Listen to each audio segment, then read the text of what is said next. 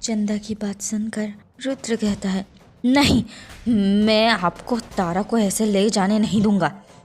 रुद्र की बात सुनकर चंदा और भी ज्यादा गुस्से में आ जाती है। वो कहती है, ए, तू ही है जो हर वक्त मेरे रास्ते का कांटा बनता है। रुद्र और चंदा के बातों के बीच चुपके से बाकी लोग बाहर निकलकर मदद मांगना सही समझते हैं। तभी चंदा गुस्से से टेबल को रुद्र की तरफ फेंकती है, जिससे टेबल रुद्र की पीठ पे धड़ाम से लगता है और टूट जाता है। रुद्र को दर्द से कराहता देखकर तारा उसके पास जाती है और रोते हुए चंदा से कहती है, माँ, मैं इनसे प्यार करती हूँ, छोड़ दीजिए ना इन्हें। चंदा कहती है, ये प्यार व्यार सब धोखा है।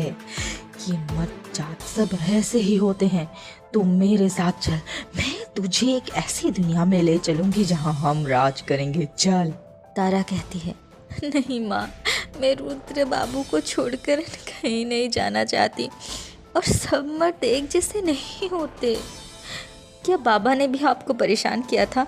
नहीं ना? तो बताइए माँ, सब एक जैसे कैसे हुए? आंखों से गिर रहे आंसू को पोंछकर तारा आगे कहती है, एक बार आप पीछे शीशे में खुद को तो देखिए। क्या से क्या हो गई हूँ माँ? जिस आँखों में मैं पूरी दुनिया देखती थी, उन आँखों में सिर्फ बदले की आग दिख रही है। चंदा एक बार तारा के कहने से पीछे मुड़कर खुद को आईने में देखने की कोशिश करती है, पर अपनी हालत को देखकर वो चिल्लाते हुए अपनी आंखें बंद कर लेती है। ये देख, तारा कहती है, अपनी आंखें बंद क्यों किया माँ? खोलो खोलो और देखो खुद को।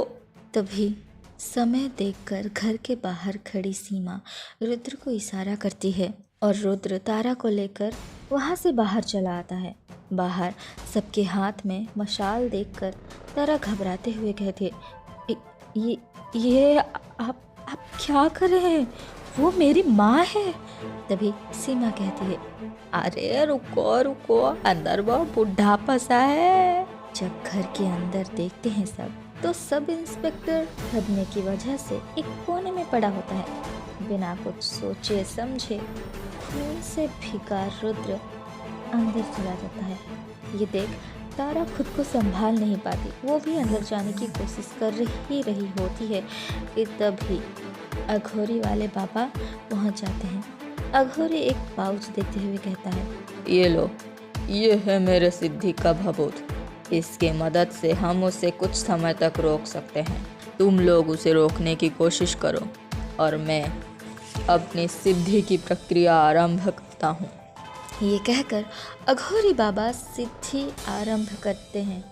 साहिल उस पाउच को पकड़ लेता है और कहता है, आप सब अब तारा को संभालिए, मैं रुद्र को सही सलामत वापस लाऊंगा। साहिल को अंदर जाता देख तारा की बहन चंदा घबराने लगती है। साहिल और रुद्र को अपने नज़दीक आता देख चंदा रुद्र का गला पकड़ लेती है। तभी रुद्र घुटन की वजह से खांसने लगता है।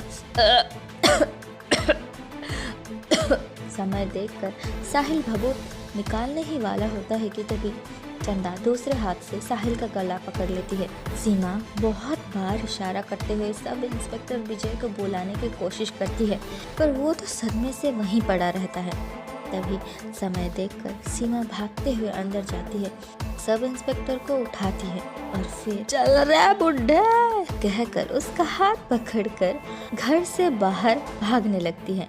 ये देख सब इंस्पेक्टर का दिल धड़कने लगता है।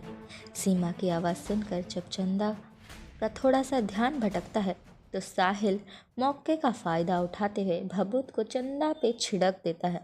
भभूत के गिरने से चंदा झटकते हुए दोनों को छोड़ देती है, जिससे दोनों दूर जा गिरते हैं। साहिल उठ खड़ा होता है और रुद्र को सहारा देते हुए बाहर लेकर आता है। गांव वाले मसाल फेंक देते उससे पहले तारा कहती है, दया करके ऐसा ना करें, वो मेरी माँ है,